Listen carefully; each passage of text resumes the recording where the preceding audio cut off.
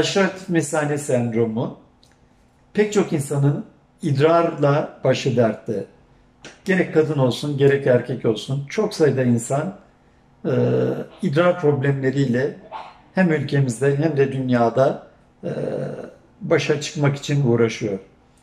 Sık çıkmak, birden gelmesi, yetişememek pek çok insan için korkulu bir kabus gibi.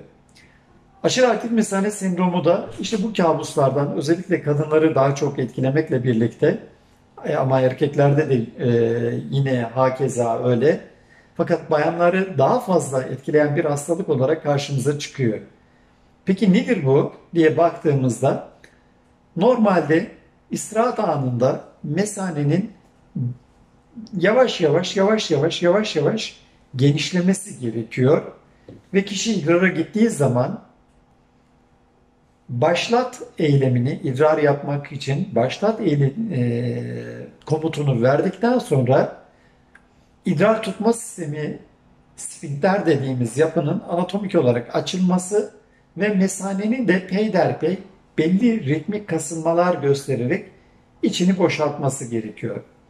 Aşırı aktif mesane sendromu olan hastalarda ise durum biraz farklı. Kişi tuvalete gitmediği halde, işeme eylemini başlatmadığı halde mesanesinde istemsiz ani kasılmalar meydana geliyor. Dolayısıyla bu grup hastaları için en belirgin özellik birden gelmesi, urgency adı verdiğimiz yani acil işeme isteğinin bulunması.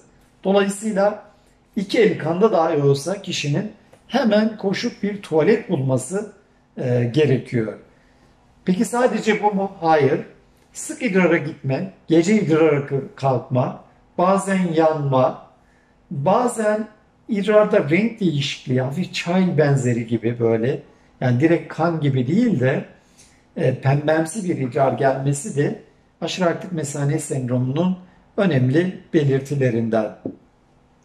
Peki çok etkiliyor mu gündelik yaşantımızı baktığımızda? Evet.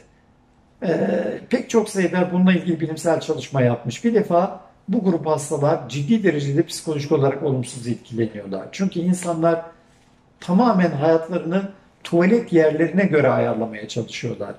Markete gittiklerinde, uzun yolculuğa çıktıklarında, otobüse bindiklerinde her biri bir kabus haline dönüşebiliyor. Çünkü tuvalet yerlerine göre, durma yerlerine göre kişiler kendilerini ayarlamak zorunda hissediyorlar. Öte yandan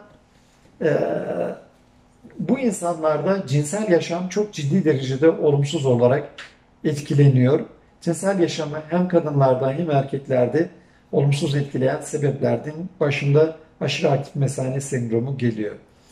Erkeklerde sıklıkla prostat büyümesiyle birlikte görülebilirken kadınlarda daha çok beraberinde idrar yolu enfeksiyonları da zaman zaman eşlik edebiliyor.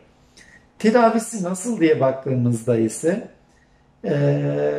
oldukça basit önlemler ile bile başlangıçta hastalığın hızını kesebilmek mümkün.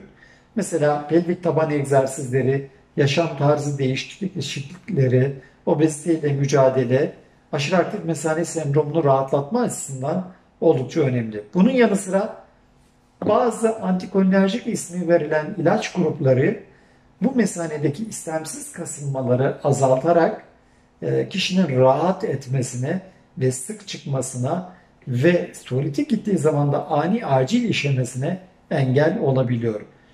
Tüm bu tedavilerle yanıt alınamadığı durumlarda ise mesane içerisine endoskopik olarak sıkılan bir takım bazı ilaçlar ile de bu istemsiz kasılmaların önüne geçebilmek mümkün.